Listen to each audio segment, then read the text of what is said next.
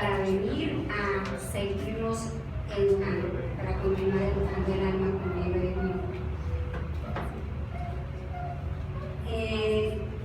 Antes, quiero comentarles que en esta serie de preguntas se van a abordar dos temas.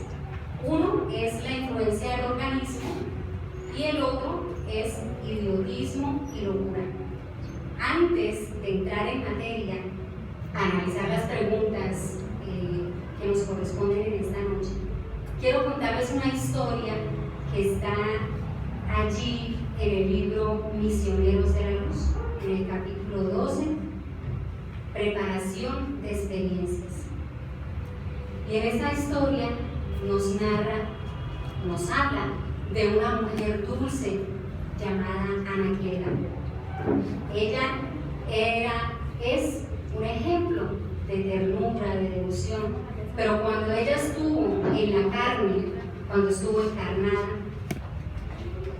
formó un hogar, formó una familia de 4 hijos, su esposo era un hombre probo, trabajador, que se caracterizaba por una energía constructiva, pero ella, siendo su esposa, aunque dedicadísima a él, a su hogar, a sus hijos,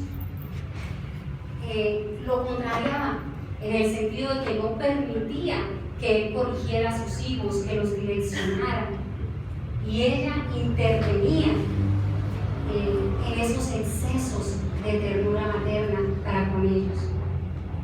Es decir, viciaba ese cariño, ese afecto con esos excesos de ternura.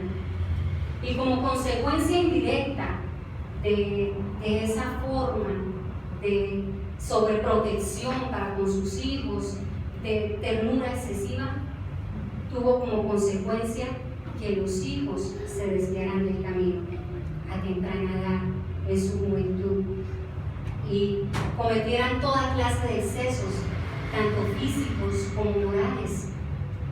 Esos excesos los llevaron a ellos a desencarnar prontamente en todo el esplendor de su juventud.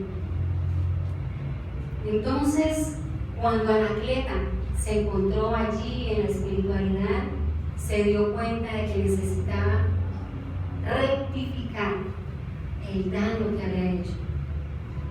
Indirectamente, porque ella no tenía intención de perjudicar a sus hijos, por el contrario, ella los amaba.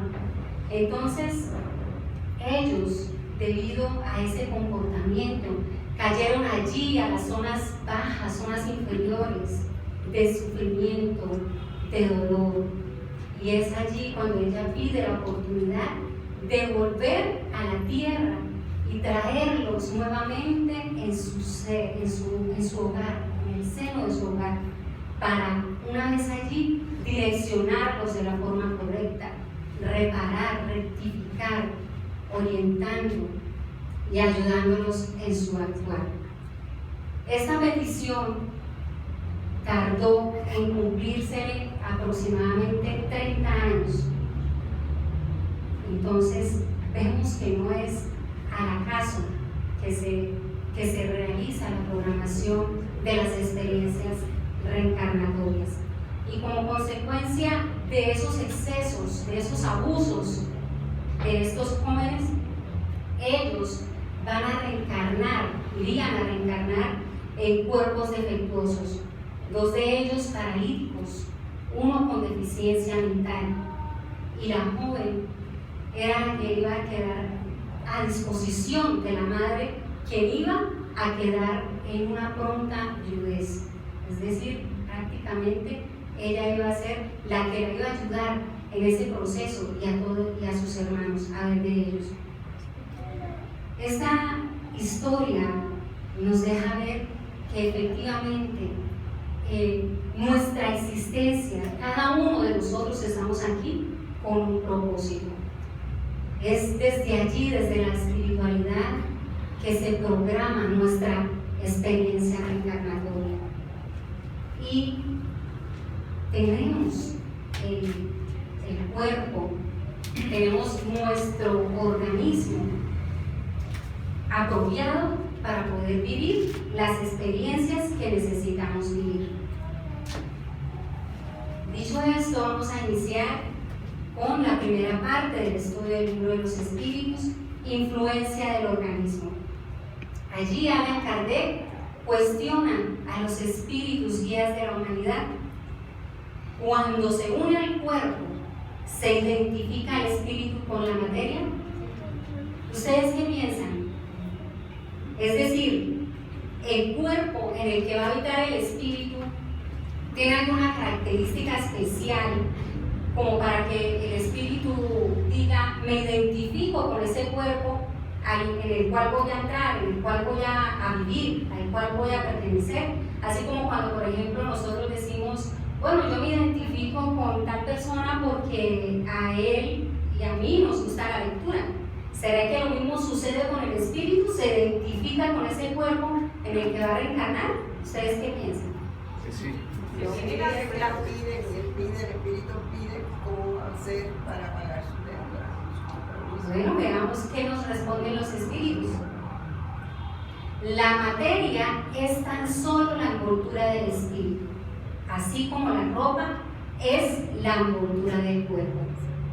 Nosotros no nos identificamos con un trozo de tela, simplemente la utilizamos para cubrirnos del frío, para protegernos del sol, pero no nos identificamos con un trozo de tela.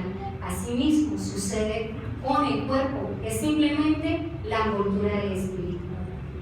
Cuando se une al cuerpo, el espíritu conserva los atributos de su naturaleza espiritual. ¿Qué quiere decir esto? Los atributos son las cualidades, es decir, esas características propias de cada ser, de cada individualidad, como espíritus que somos. Entonces, esas cualidades van de acuerdo al nivel evolutivo de cada espíritu.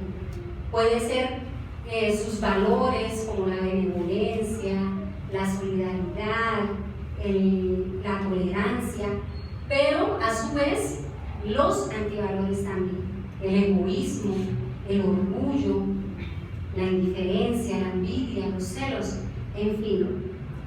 Entonces, como vemos, la respuesta a esta primera pregunta nos lleva a una conclusión muy importante, y es que todos somos espíritus inmortales viviendo una experiencia material, y necesitamos de este cuerpo material para poder actuar aquí en este mundo material. Pero ese cuerpo no es el portador de las cualidades ni de los defectos morales. El que porta esas cualidades, esos defectos, ese sentir, es el espíritu. No tiene nada que ver con el cuerpo físico. Y sigue Allan Kardec profundizando como él lo sabe hacer. El espíritu, después de unirse al cuerpo, ejerce sus facultades con plena libertad. ¿A qué facultades creen ustedes que hace referencia Allan Kardec en esta pregunta?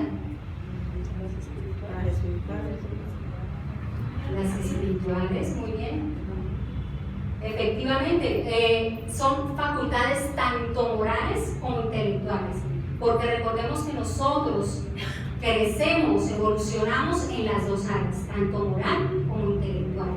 Entonces, a esas facultades se refiere. ¿Será que ejercen su moralidad, su inteligencia con plena libertad una vez está encarnado? Veamos la respuesta de los espíritus. Nos dice, el ejercicio de sus facultades depende de los órganos que le sirven de instrumentos. Dichas facultades se debilitan a causa de la densidad de la materia. Entonces la materia hace que se dificulte la manifestación de esas facultades. Y en el libro La Génesis, en el capítulo 11, en el ítem 20, que nos habla acerca de la encarnación de los espíritus, nos dice que cuando un niño respira, el espíritu comienza a recobrar esas facultades. que se desarrollan a medida que los órganos se van desarrollando, que se forman, que se consolidan. Y esos órganos son los que habrán de servirle para su manifestación. Es decir, cuando el espíritu está recién encarnado, sus órganos no se han desarrollado totalmente, lleva un proceso de desarrollo y ese proceso impide que se manifiesten las facultades del espíritu, porque no está totalmente desarrollado. Y es así que en la pregunta 368A, que no está allí plasmada, pero Allan Kardec la profundiza, dice: según esto, la cultura material sería un obstáculo para la libre manifestación de las facultades del espíritu, así como un vidrio opaco impide la propagación de la luz. Y la respuesta es corta y concluyente: sí, y muy opaco. Es decir, efectivamente el cuerpo es un obstáculo para la libre manifestación de nuestras facultades como espíritus que somos. Y en la pregunta 369, Allan Kardec cuestiona: ¿el libre ejercicio de las facultades del alma se encuentra subordinado al desarrollo de los órganos? Analicemos por un instante esta pregunta. ¿Cómo creen ustedes? ¿Será que si los órganos no están desarrollados, impide el ejercicio de las facultades del espíritu?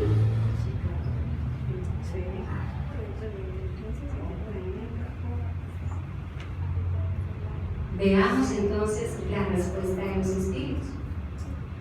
Los órganos son los instrumentos para la manifestación de las facultades del alma.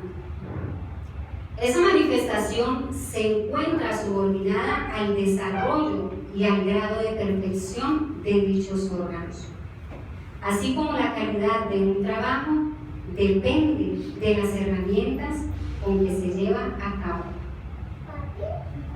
Es muy clara la respuesta, ¿no? ¿Tenemos alguna duda hasta ahora, alguna inquietud? No sé. No, está clarísimo. Continuemos entonces con la pregunta 370. ¿Se puede inferir a partir de la influencia de los órganos una relación entre el desarrollo de los órganos cerebrales y el de las facultades morales e intelectuales? Es decir, ¿será que si el cerebro tiene alguna deficiencia, eso repercute en su inteligencia, en su moralidad? ¿Será que tiene alguna relación con el desarrollo? Veamos ahora la respuesta de los espíritus. Y nos dice: no confundáis el efecto con la causa. El espíritu siempre posee las facultades que le son propias. Ahora bien, no son los órganos los que otorgan las facultades, sino las facultades las que estimulan el desarrollo de los órganos. Entonces es el espíritu el que posee esas facultades, no los órganos. Como por ejemplo, no podemos decir que un cerebro sano nos garantice un niño inteligente. Puede tener un cerebro sano, pero su inteligencia puede ser menor a la de otros niños. Un corazón sano no nos puede garantizar una persona emocionalmente estable, en armonía, en paz.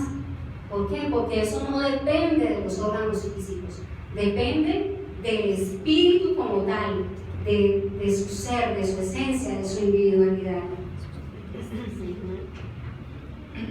En la pregunta 370A, Allan Kardec cuestiona, porque él tenía esa característica de ir razonando, de ir como deduciendo, y a raíz de esas deducciones que él hacía de las respuestas de los espíritus, continuaba ahondando y profundizando para ratificar si estaba en lo correcto o no. Entonces él dice, según esto, la diversidad de actitudes en el hombre depende únicamente del espíritu.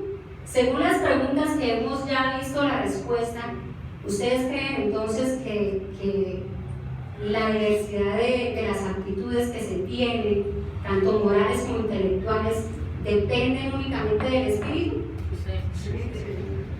Sí, yo también pensé lo mismo. Pero ahora vamos a ver. Sí, señor. Disculpe, pero es que de pronto ahí se puede prestar para una confusión entre actitudes como tales del espíritu y otra cosa que él las pueda aflorar. Y entonces ahí sí interferiría el desarrollo de los órganos.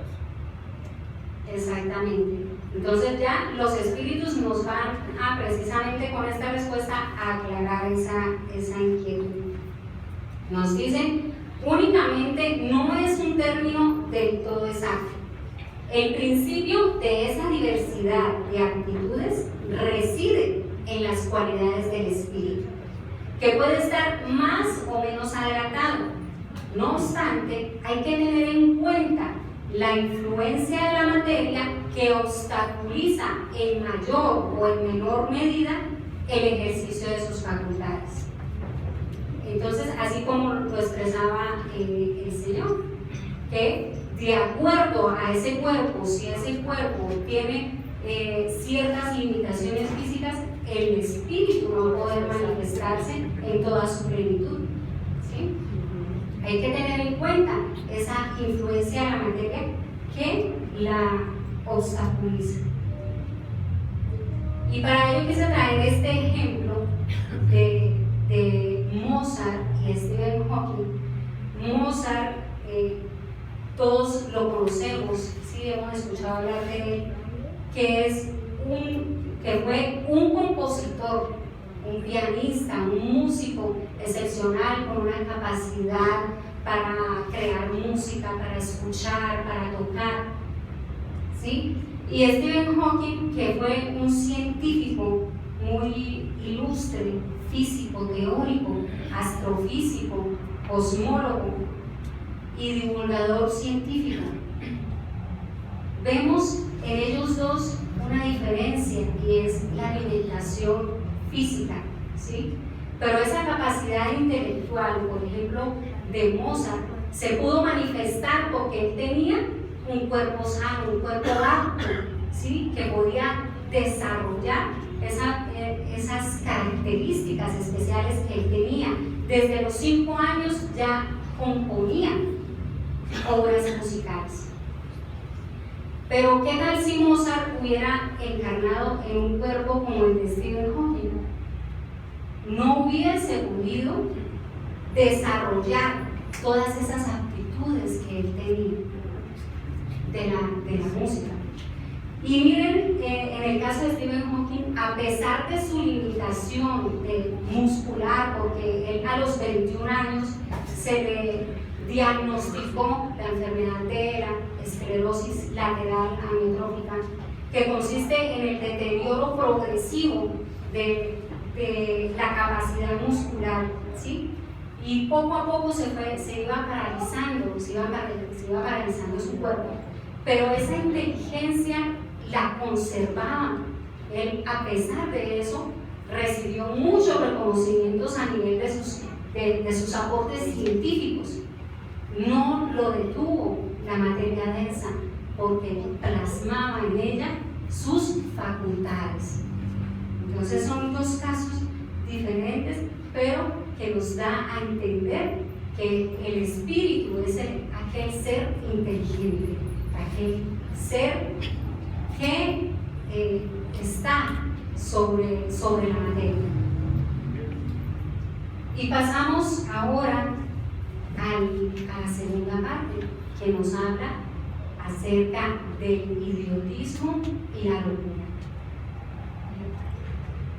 En la pregunta 371 nos dice: ¿tiene fundamento la opinión según la cual los cretinos e idiotas tendrían un alma de naturaleza inferior? ¿Qué creemos que no? No. Bueno, vamos a ver qué nos dicen los espíritus. Efectivamente están de acuerdo con nosotros. Bueno, nosotros de acuerdo con ellos. Nos dicen no. Tienen un alma humana con frecuencia más inteligente de lo que creéis, que sufre por la insuficiencia de los medios de que disponen para comunicarse, así como el mundo sufre por no poder hablar, como el mudo sufre por no poder hablar.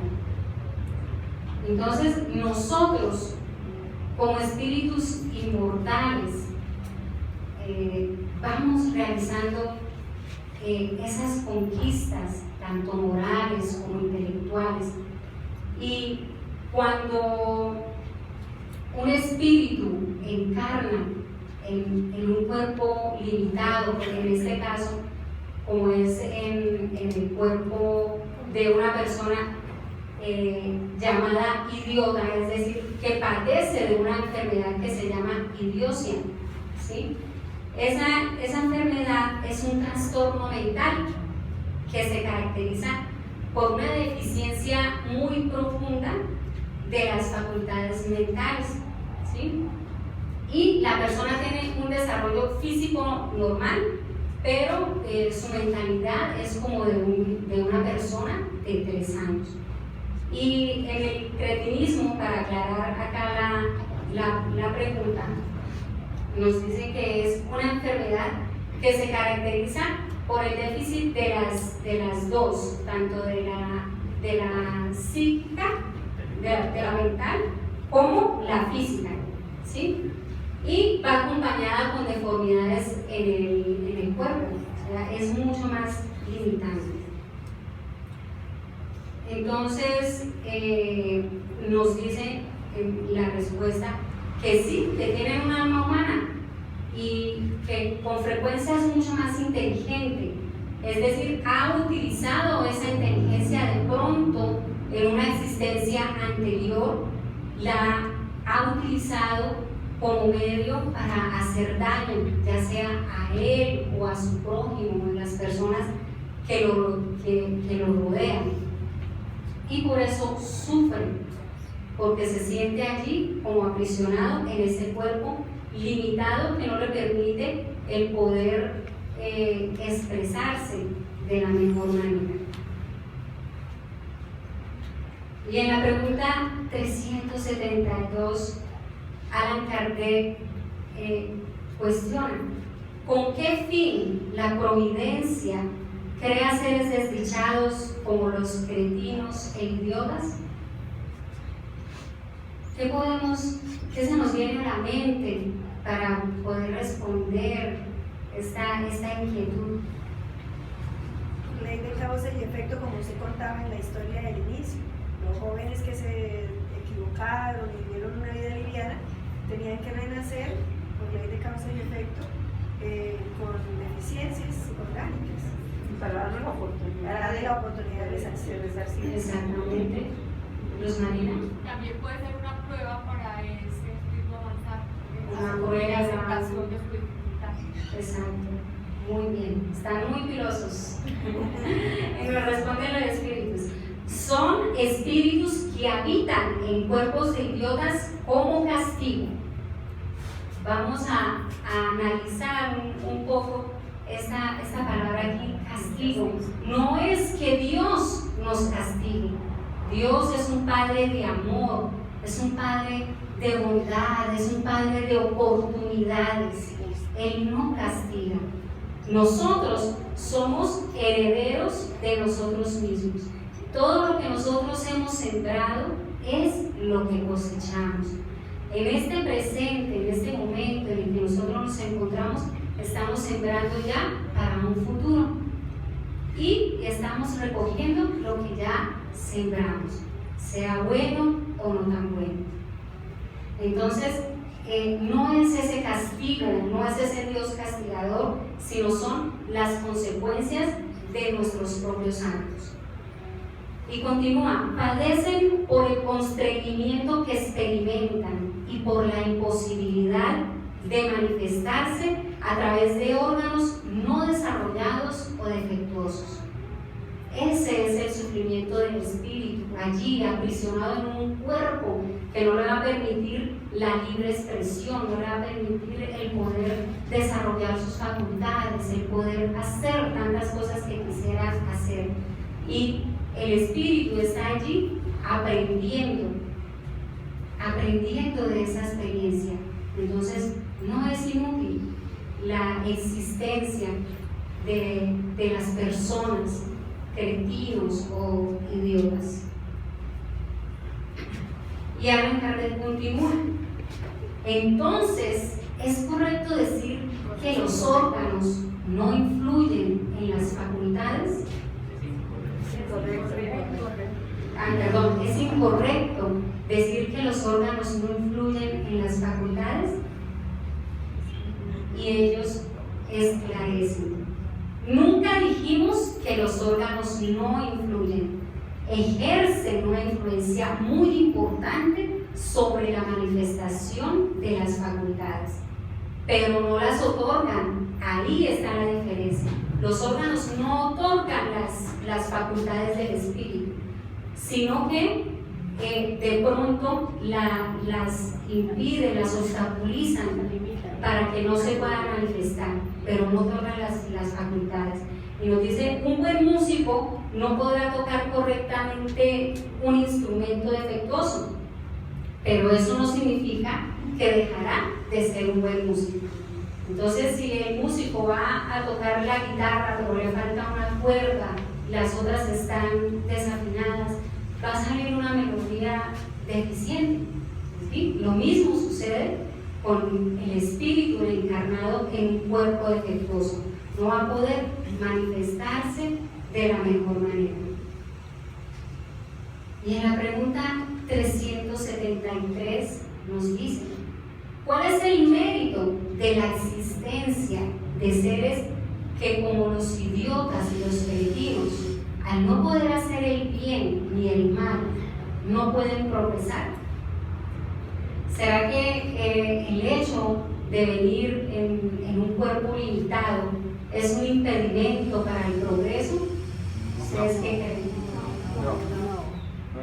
Veamos qué nos esclarece la espiritualidad superior. Nos dice, se trata de una expiación impuesta al abuso que han podido hacer de ciertas facultades. Es un interno. Entonces es una expiación. El espíritu está allí poniéndose al día con la contabilidad divina. Entonces no es infructífera la existencia de seres con esas limitaciones. Está realizando un proceso de expiación, de reparación de los daños causados en existencias pretéritas. Es un intervalo en el que se encuentra. Muchos espíritus que han utilizado su inteligencia para el mal encarnan con este tipo de deficiencias. Y en la pregunta 373 a Allan Kardec profundiza, el cuerpo de un idiota puede entonces albergar un espíritu que haya animado a un hombre de genio en una existencia precedente. Efectivamente, sí, la genialidad a veces se convierte en una calamidad cuando se abusa de ella. Entonces, la superioridad moral no siempre va a la par de la superioridad intelectual. Hay seres muy inteligentes, pero que aún les falta mucho desarrollar ese amor, desarrollar el servicio al prójimo. Están enfocados simplemente en la ciencia, en el poder investigar todo lo relacionado con la vida en la materia, y dejan de lado esa parte moral. Y nos dice Allan Kardec en el comentario de esta pregunta que los más grandes genios tal vez tengan mucho que espiar. De ahí que a menudo deban sobrellevar una existencia inferior a la que ya vivieron y una causa de padecimientos. Los obstáculos que impiden al espíritu manifestarse son como las cadenas que limitan los movimientos de un hombre vigoroso. Se puede decir que los cretinos e idiotas son lisiados por el cerebro, así como el cojo lo es por las piernas y el ciego por los ojos. Entonces, no es una existencia sin sentido, simplemente es el resultado de lo que se ha sembrado para sí mismo, y que Dios en su infinita misericordia y en su infinito amor permite que podamos venir a fin de reparar esos daños, a fin de poder expiar esas faltas. Y en la pregunta 374 nos dice: ¿el idiota en el estado de espíritu tiene conciencia de su estado mental? Es decir, en el estado de espíritu sabemos que cada noche morimos un poco, porque nuestro espíritu se desliga en mayor o menor medida de nuestro cuerpo material y el espíritu está allí libre. ¿Será que en ese momento él tiene conciencia de ese estado mental? ¿Ustedes qué opinan? Que sí. ¿Que sí? Bueno, veamos la respuesta. Sí, muy a menudo. Comprende que las cadenas que impiden su vuelo son una prueba y una expiación. Tiene más conciencia de sí mismo, comprende la prueba que está viviendo, pese a que al despertar esté nuevamente en la prisión. Y en la pregunta 375 nos dice: ¿cuál es la situación del espíritu en la locura? La respuesta es un poco extensa y pues para no plasmarla toda en una sola diapositiva, les voy a comentar la primera parte. Nos dice que el espíritu en estado de libertad, él ejerce sus impresiones sobre la materia de una forma directa. En cambio, cuando se encuentra encarnado, necesita de unos órganos para poder manifestar esas facultades. Entonces, para poder ver, necesita de los ojos, para poder oír, de los oídos, etc. Entonces, si alguno de esos órganos falla, pues la facultad falla, ¿sí? Si ocurre una situación que de un accidente la persona pierde la visión, el espíritu es el que ve, pero como está encarnado y a raíz de ese accidente se le va a obstaculizar esa facultad. Y nos dice: suponte ahora que el órgano que preside los efectos de la inteligencia y de la voluntad sea parcial o totalmente afectado o modificado, y fácil te resultará comprender que, dado que el espíritu solo tiene a su servicio órganos incompletos o desnaturalizados, de ahí debe resultar una perturbación de la que el espíritu por sí mismo y en su fuero interior tiene absoluta conciencia, pero cuyo curso no es dueño de detener. Él tiene conciencia de esa situación que lo está afectando, pero no puede detenerla, no puede impedirla, porque como hemos dicho, estamos inmersos en esa ley de causa y efecto. Y continúa profundizando Allan Kardec en la pregunta 375 Entonces, ¿es siempre el cuerpo y no el espíritu el que está desorganizado? ¿Qué creen ustedes? ¿Será que siempre es el cuerpo el que está afectado y no el espíritu? Siempre, ¿no? Depende. Veamos. Hay opiniones, escucho opiniones divididas de ambos lados, ¿sí? No, veamos qué nos dice la espiritualidad superior. Nos dice sí, con todo, no hay que perder de vista que así como el espíritu actúa sobre la materia, esta reacciona sobre él en cierta medida. El espíritu puede encontrarse momentáneamente impresionado por la alteración de los órganos, a través de los cuales se manifiesta y recibe sus impresiones. Puede suceder que a la larga, si la locura dura mucho tiempo, la repetición de las mismas acciones termine por ejercer sobre el espíritu una influencia de la que solo se liberará después de separarse por completo de la impresión material. Sabemos que cuando desencarnamos hay un periodo de turbación del espíritu, que es ese proceso en el que tarda en desligarse de la materia. Si el espíritu ha estado en ese proceso de locura, todavía esa materia ejerce una influencia sobre él.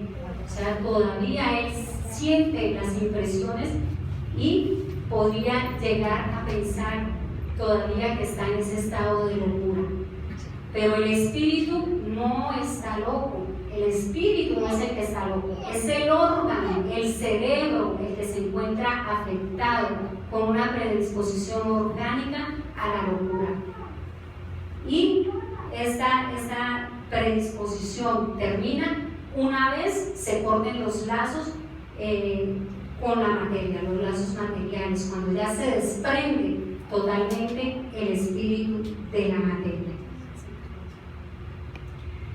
Y para poder comprender un poco más esta parte de la locura, quise traer una pequeña parte del libro Encuentro con la paz y la salud, psicografía de Divaldo Franco por el espíritu de Juana de Ángeles.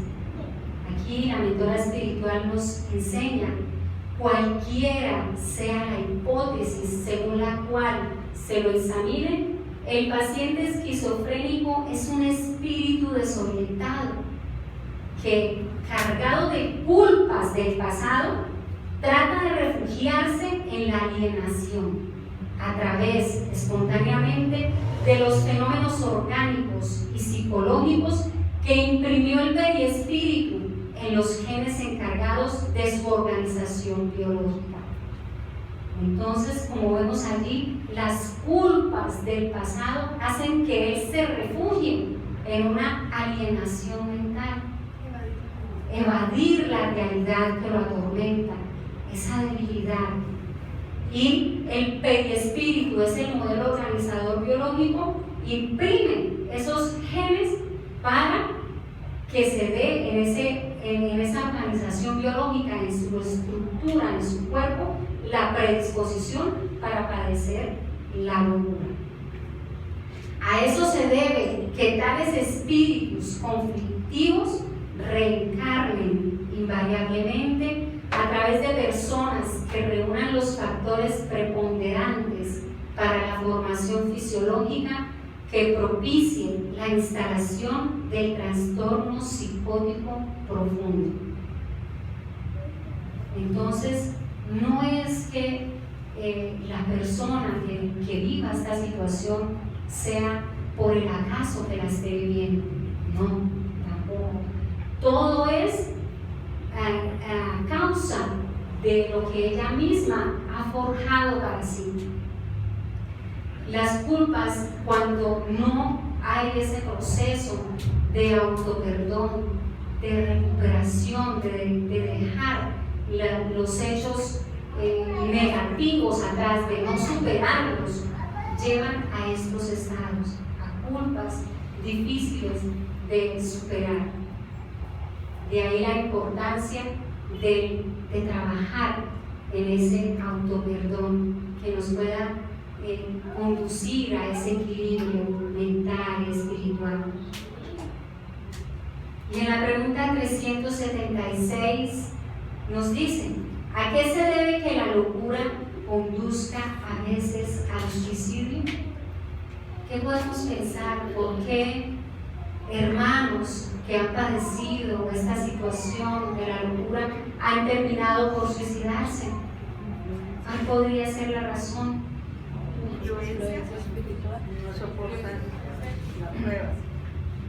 No soportan la prueba, la Quieren terminar influencia. su prueba rápido. Efectivamente.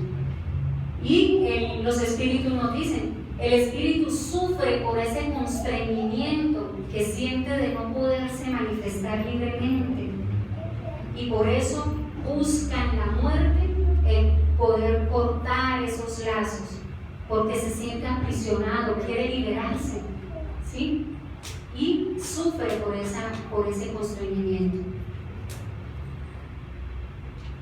Y en la siguiente cuestión nos dice: el espíritu del alienado se ve afectado después de la muerte por el trastorno de sus facultades. Es decir, ¿será que esa locura sigue más allá de la muerte? Veamos qué nos dicen los espíritus. Después de la muerte puede verse afectado durante algún tiempo, hasta que se halle completamente desprendido de la materia. Así como el hombre que despierta siente durante algún tiempo la turbación en que el sueño lo ha sumido. Entonces depende, como hablamos ahorita, de ese tiempo que dure de desprenderse de la materia. Va a seguir sintiéndose afectado por esa situación.